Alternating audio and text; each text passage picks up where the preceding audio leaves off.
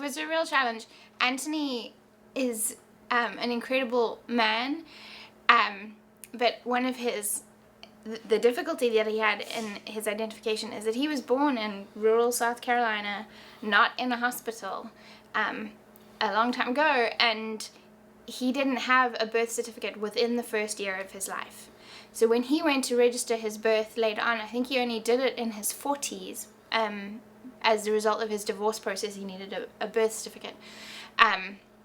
He got what was a birth certificate card from the South Carolina government, but it was obviously issued way down in his life. And when we went to try and procure a passport for him, that wasn't considered proof of American citizenship enough for the State Department. So Woody had to step in, and President Lambert had to step in. So he was denied a passport. So we got information back from the passport agency. He's been denied.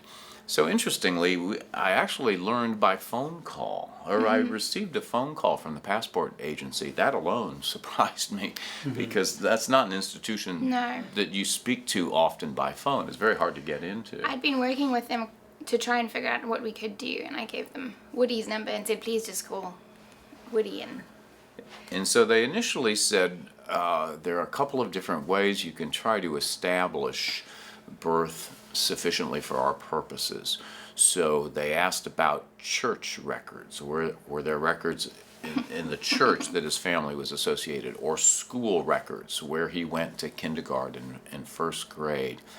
And most of those things just didn't exist anymore. The church was gone. The school was gone. So those options weren't working for us. We were on the phone with family members of Anthony that were still down in South Carolina. And the only thing we were able to find along those lines of some sort of contemporaneous, or at least something that was established when he was young, at any rate, was notations taken on the inside of a family Bible.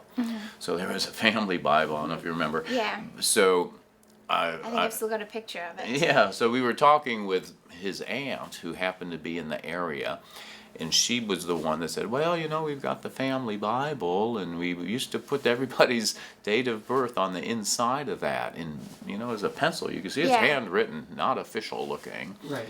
And so I said, we'd love to get a copy of that.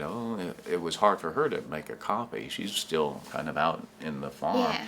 And so I said, well, do you have a nephew or a grandson or somebody that has a cell phone? Well, yeah. And so a nephew or somebody, or a grandson or somebody, one of the young guys, got the cell phone out, took a snapshot of it, and sent it to me. So we had that, which was not perfect by any means, but it was the only thing we had. And then in conversation, I don't forget if this was the idea of the woman that we spoke to. I think it might have been in the passport agency. Yeah, it was the passport agency who said this might be a way we could get it done. So we had two declarations, if you will, or affidavits, really. I did one, and then President Lambert did one, that spoke to Anthony's tenure here as an employee, and that we knew him well, and we were kind of vouching for his reliability and almost for his being his citizenship.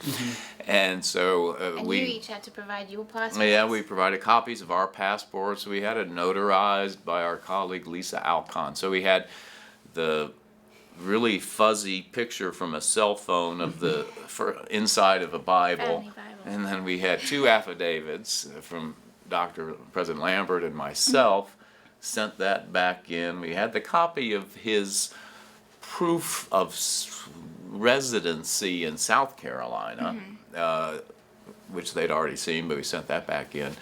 And he actually was not issued a passport. He was issued a travel document, which is less than a passport, because when we apply for a passport, it's good for 10 years.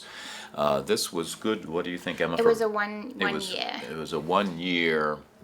It looks just like a passport, but the validity is only 1 year.